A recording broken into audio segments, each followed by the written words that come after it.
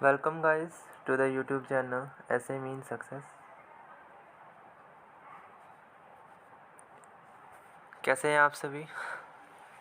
देखिए बहुत दिनों के बाद आज मैं आपके लिए वीडियो अपलोड कर रहा हूं और आज की जो वीडियो है वो बेसिकली हमारी जो मेन टॉपिक्स हैं वो क्या रहेंगे, money market and second cheese capital market. ठीक है भाई, आज के जो हमारे टॉपिक्स हैं वो कौन कौन से हैं, money market and capital market. One by one discuss करते हैं आज के जो स्पेसिफिक हमारे टॉपिक्स हैं। शुरुआत करते हैं आज के सबसे पहले टॉपिक की, जो आपका है मनी मार्केट।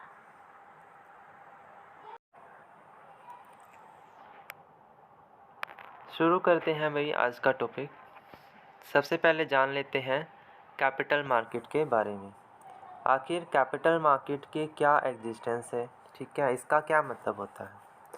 सबसे पहले तो जो मार्केट है, मार्केट क्या होता है। मार्केट एक ऐसी जगह है जहाँ पर हम या तो कोई चीज़ लेते हैं, लैंड करते हैं या बोरो करते हैं, ठीक है ना। बिजनेस के लिए दो ही जगह पे मार्केट होती है, या तो वो लैंडिंग करता है या बोरोविंग करता है, ठीक है। या तो वो बिज़नेस में पैसा लाता है या बिज़नेस जो है किसी अदर चीज़ के लिए क्या करता है, पैसा देता है, ठीक है ना। तो मार्केट हमारी दो तरह से डील करते हैं हम उसमें, ठीक है, कैपिटल मार्केटिंग में और एक मनी मार्केट में। सबसे पहले बात कर लेते हैं कैपिटल मार्केट की। तो अगर बिज़नेस को लॉन्ग टर्म के लिए कोई भी फाइनेंस उठाना है, क्या बोला मैंने, लॉन्ग टर्म के लिए अगर वो पैसा उठाना चाहता है तो उसे क्या करना पड़ेगा, कैपिटल मार्केट का सहारा लेना पड़ेगा। और कैपिटल मार्केट में वो क्या करता है, अपने सारे के सारे शेयर्स को बेचता है, ठीक है। कैपिटल मार्केट में वो क्या करता है, शेयर्स बेचता है और पब्लिक उनके शेयर्स को क्या करती है, परचेज़ करती है। कंपनियां उसको क्या करती है, परचेज़ करती है इन the form of equity share, ठीक है। अलग अलग शेयर परचेज़ करते हैं, जैसे इक्विटी हो गया, प्रेफरेंसेस हो गया, प्रेफरेंस भी शेयर होता है आपका, इक्विटी शेयर, प्रेफरेंस शेयर, उनको वो क्या करती है, परचेज आउट करती है, जिसके ज़रिए वो लंबे टाइम तक पैसा मार्केट से उठा लेती है। इसे हम बोलते हैं कैपिटल मार्केट। ये कोई जगह नहीं है कि हम जो है दुकान पे जाते हैं, शॉप पे जाते हैं, वहाँ पे जाके हमने ये पर्टिकुलर प्रोडक्ट ले लिया तो वो मिल गया, ठीक है। इस तरह से कैपिटल मार्केट एक कोई मार्केट नहीं है, ठीक है ना। ये एक प्लेटफॉर्म है जो हमें सिर्फ क्या करवाता है, हमारी जो एक्सचेंज है, जो भी ट्रांजेक्शन्स हैं, जो भी हमारे शेयर्स हैं, उनको बिकवाने का काम करता है, ठीक है ना। चाहे वो कंपनी हो या कोई इंडिविजुअल पर्सन भी चाहे तो अपने शेयर्स जो है वो खरीद सकता है और बेच सकता है, अपने हिस्से के शेयर किसी को बेच सकता है, ठीक है। कुछ एक इम्पोर्टेंट बातें हैं, इनके बारे में हम डिस्कस कर लेते हैं कैपिटल मार्केट में। देखिए सबसे पहले हम कुछ पॉइंट डिस्कस कर लेते हैं कैपिटल मार्केट के बारे में। सबसे पहला पॉइंट आपकी स्क्रीन पर दिख ही रहा है, it is a long market, ठीक है ना। कैसी मार्केट है भाई, ये लॉन्ग टर्म मार्केट है, यानी कि इस तरह की मार्केट होती है जिसमें हम लंबे समय तक पैसा उठा सकते हैं, लॉन्ग टर्म के लिए। पहले भी बता चुका हूँ कि इसमें हम लंबे टाइम तक पैसा उठाते हैं। और यहाँ पर इन द फॉर्म ऑफ पैसा बात नहीं होती, इन द फॉर्म ऑफ मनी बात नहीं होती, इन द फॉर्म ऑफ शेयर्स बात होती है, ठीक है। कागज़ होता है एक शेयर्स जो है आपका, ठीक है, इसलिए इसको कैपिटल मार्केट बोलते हैं। It is a long term market, ठीक है। Then it is a platform where security is exchange. ये एक प्लेटफॉर्म है जहाँ पर सिक्योरिटीज़ को एक्सचेंज करते हैं। एक पार्टी दूसरी पार्टी को शेयर्स बेचती है और उसके बदले में कोई ना कोई सिक्योरिटी ले लेती है, ठीक है ना। तो सिक्योरिटीज़ का भी यहाँ पर एक्सचेंज हो रहा है। और अब इतनी बड़ी मार्केट है तो इसको कोई कंट्रोल करने वाला भी होगा।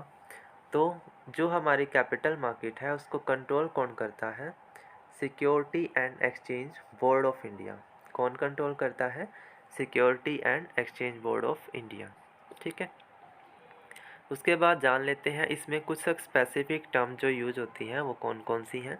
जैसे है डेप्ट फाइनेंसिंग। डेप्ट फाइनेंसिंग में हम बात करते हैं इशूइंग ऑफ डेप्ट। जब कैपिटल मार्केट से finance in the form of loan उठाया जाता है तो हम डेप्ट फाइनेंसिंग कर रहे हैं। ठीक है, डेप्ट फाइनेंसिंग आपकी क्या है, एक इस तरह की कैपिटल मार्केट जिसमें लोन्स के रिगार्डिंग डीलिंग होती है। ठीक है, उसमें आप डिबेंचर इशू कर सकते हैं, बॉन्ड्स इशू कर सकते हैं।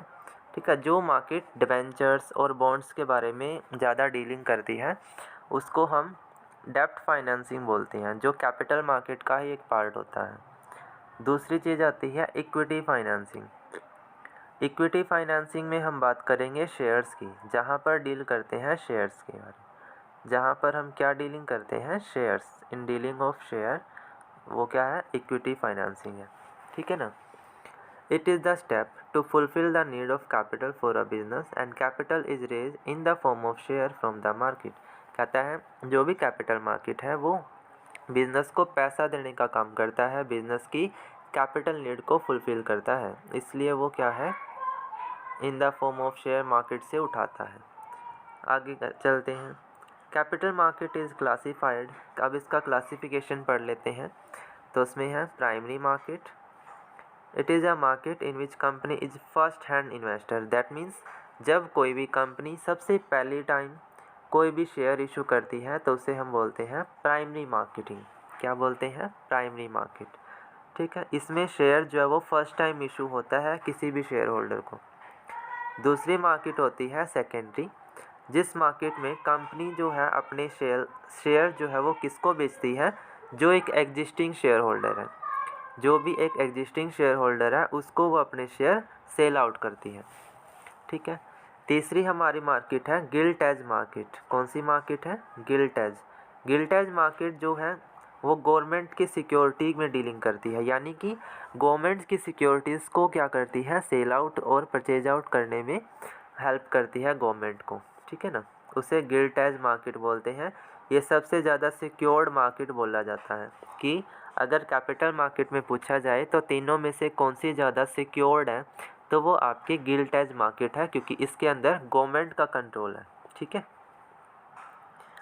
Method of issuing in this market, share कैसे इशू होंगे, उसके क्या मेथड है, जैसे या initial public offering, first time share are issued in this market, इसे बोलते हैं आईपीओ। शॉर्ट फॉर्म में इसे आईपीओ बोलते हैं। ये एक तरीका है जिसके ज़रिए शेयर जो है वो कंपनी इशू करती है to the first hand share जो इशू होते हैं वो आईपीओ के थ्रू होते हैं, पहली बार जब शेयर इशू होते हैं। Then right issue. Right issue में हम राइट दे देते हैं, कंपनी राइट देती है किसी शेयर होल्डर को जो उसका पुराना शेयर होल्डर है, कि जब भी शेयर बेचेगी कंपनी तो सबसे पहला अधिकार उन शेयर होल्डर को होगा। ठीक है, तो वो राइट इशू हो गया। फिर है प्राइवेट प्लेसमेंट। इसमें क्या होता है, issuing share two categories in the city. इसमें हम कैटेगरी देते हैं, कैटेगरी के हिसाब से शेयर इशू करते हैं। कंपनी चाहे तो अपने रिलेटिव्स को इशू कर सकती है, कंपनी चाहे तो अपने एम्प्लॉयज़ को इशू कर सकती है, बीओडी को इशू कर सकती है। ठीक है ना, डायरेक्टर्स या आपके प्रमोटर जो भी होते हैं उनको इशू कर सकते हैं। उसके बाद है ओपन फॉर सेल। इसमें क्या होता है, कंट्रियां अलग अलग एग्जिस्टिंग शेयर को किसी फाइनेंशियल इंस्टीट्यूशन को बेच देती है ताकि वो क्या हो सके, सेल आउट हो सके, और वहाँ से पैसा जनरेट हो जाता है। ठीक है, फाइनेंस जनरेट होता है। तो ये तो हमने सब पढ़ा कैपिटल मार्केट के बारे में। अब पढ़ लेते हैं मनी मार्केट। ठीक है, money market in the form of पैसा, फाइनेंस की फॉर्म में जो बात करें वो मनी मार्केट है, यानी जहाँ पर कैश की बात होगी। और कैश क्यों को बोलते हैं, क्योंकि यहाँ पर मैच्योरिटी पीरियड जो मार्केट का पीरियड है वो बहुत कम है, 1 साल से भी कम पीरियड होता है। ठीक है। RBI is a regulator of money market. RBI reserve bank of India, वो आपको मनी मार्केट को क्या करता है, फ्लो करता है। वो ये चेक करता है कितना पैसा कब आना चाहिए मार्केट के अंदर, ठीक है, कितना फ्लो होना चाहिए, वो चीज़ कौन निर्धारित करेगा, आरबीआई। जैसे कैपिटल मार्केट का कंट्रोलर सेबी है, मनी मार्केट का कंट्रोलर आरबीआई है। It is a market in which finance is raise for less than 1 year. और ये इस तरह की मार्केट है जहाँ पर पैसा 1 साल से कम, 1 ईयर से कम जो है वो उठाया जाता है। ठीक है। Money market is controlled by the monetary instrument such as CRR, SLR, OMO, MRS। ये सब मनी मार्केट को कंट्रोल करना मतलब क्या है, कहने का क्या मतलब हुआ, पैसे को कंट्रोल करना कि पैसा कब हमने कम करना है, कब ज़्यादा करना है। उसके लिए ये जो कुछ इंस्ट्रूमेंट होते हैं, CRR cash reserve ratio, SLR statutory liquidity ratio, OMO open market operation, MRS marginal rate of substitution, marginal rate of safety. ठीक है ना। तो ये कुछ तरीके होते हैं जिससे कि मनी फ्लो को चेक करते हैं, कब कम करना है, कब ज़्यादा करना है, वो RBI के हाथ में है। लगता है कि पैसे को कम करना है तो इन सारे रेट्स को वो बढ़ा देगी ताकि लोगों की परचेजिंग पावर ख़त्म हो जाए, वो कम हो जाए। ठीक है। और अगर लगता है कि पैसे की ज़्यादा ज़रूरत है तो इन रेट्स को RBI कम कर देती है ताकि ज़्यादा से ज़्यादा सप्लाई ऑफ मनी इकोनॉमी के अंदर हो पाए। ठीक है। अब पढ़ लेते हैं मनी मार्केट इंस्ट्रूमेंट। सबसे पहला है प्रोमिसरी नोट। प्रोमिसरी नोट एक कागज़ होता है भाई, जिसके अंदर एक पार्टी दूसरी पार्टी को लिख के देती है, प्रॉमिस करती है कि वो पैसा इतने पर्टिकुलर टाइम में उसको लौटा देगी। उसमें दो पार्टियां होती हैं, उसमें एक ड्रोवर होता है और एक ड्रोई होता है। एक ठीक है, एक उसको लिखने वाला होता है और दूसरी पार्टी उसको एक्सेप्टेंस देती है, अपने सिग्नेचर लिख के एक्सेप्टेंस देती है। और अगर वो एक्सेप्ट कर लेती है तो वो पर्टिकुलर नोट जो है वो एक्सेप्ट हो जाता है। ठीक है। और एक पर्टिकुलर मैच्योरिटी पीरियड ख़त्म होने के बाद जो पैसा है वो बोरोवर वापस ले लेता है। यानी कि बोरोवर जो है वो जब पैसा देगा, ठीक है, तो वो इसको क्या कहेगा कि आप मुझे प्रोमिसरी नोट लिख के दे दो ताकि मैं क्या कर पाऊँ, आपसे पैसा वसूल कर पाऊँ। ठीक है। एक तरह से प्रूफ होता है, प्रोमिस होता है। जैसे क्या, अब देखो इसमें पार्टियां कौन कौन है। It include to party, one is drawer and other is पेई। एक पार्टी वो है जो लिख के देती है, उसका नाम होता है ड्रोवर। दूसरी पार्टी है जिसने पेमेंट करनी है, वो होता है पेई। ठीक है। अगर पेई उसको एक्सेप्टेंस दे देता है तो वो जो प्रोमिसरी नोट है वो वैलिड हो जाता है। अब बात आती है क्या, जो करेंसी नोट है जैसे कि 500 का नोट हो गया, 1000 का नोट हो गया, उसके ऊपर भी लिखा होता है कि मैं धारक को वादा करता हूँ 500 रुपये देने का अदा करता हूँ। इस तरह से कुछ वर्डिंग लिखी होती है। तो क्या वो प्रोमिसरी नोट है? नहीं, हम उसको प्रोमिसरी नोट नहीं कहेंगे। ठीक है। क्योंकि वहाँ पर दो पार्टियाँ नहीं हैं।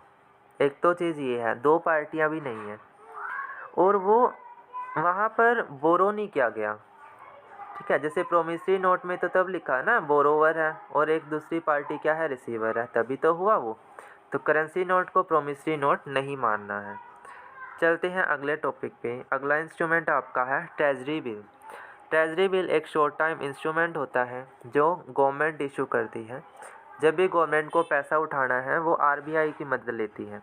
गवर्नमेंट RBI से मदद लेती है और RBI लोगों को, पब्लिक को ट्रेजरी बिल इशू कर देता है ताकि उसको उस कागज़ के बदले लोगों से पैसा ले सके। Government must borrow money from RBI and RBI issue treasury bill to the public. एक शॉर्ट टाइम इंस्ट्रूमेंट है जो डिस्काउंट के ऊपर इशू होता है। ठीक है। मार्केट में जो प्राइस है उससे कम रेट पे पब्लिक को मिलता है ताकि ज़्यादा से ज़्यादा लोग इसको खरीद सकें। मैच्योरिटी पीरियड इसका क्या है, 91 डेज़, 182 डेज़ एंड 364 डेज़। ठीक है। मिनिमम अमाउंट क्या है इसका, 25,000। 25,000 अमाउंट होने पर ही ट्रेजरी बिल इशू होता है। उसके बाद आता है commercial paper bill. Commercial paper एक तरह का प्रोमिसरी नोट ही होता है लेकिन जो डिस्काउंट पे इशू होता है। वहाँ पर RBI इशू करती है लेकिन यहाँ पर कोई बड़ी कंपनी इशू करती है। ठीक है। लेकिन इसके लिए एक कंडीशन है कि कंपनी का टर्नओवर एक पर्टिकुलर लिमिट से ज़्यादा होना चाहिए। 5 करोड़ लिमिट होती है कि वो अगर 5 करोड़ की लिमिट पूरी कर देती है तो उस लिमिट के फुलफ़िल होने पर वो कमर्शियल पेपर इशू कर सकती है पब्लिक को और इसके ज़रिए वो उससे पैसा लेती है। Minimum amount of the commercial paper है आपका 5 लाख। ठीक है। और मैक्सिमम अमाउंट की आपकी कोई भी लिमिट नहीं है, 5 करोड़ से ही शुरू होता है ये आपका। ठीक है ना। मैच्योरिटी पीरियड आपका 7 डेज़ है और मिनिमम, ठीक है, और मैक्सिमम इसका है 364 डेज़ है।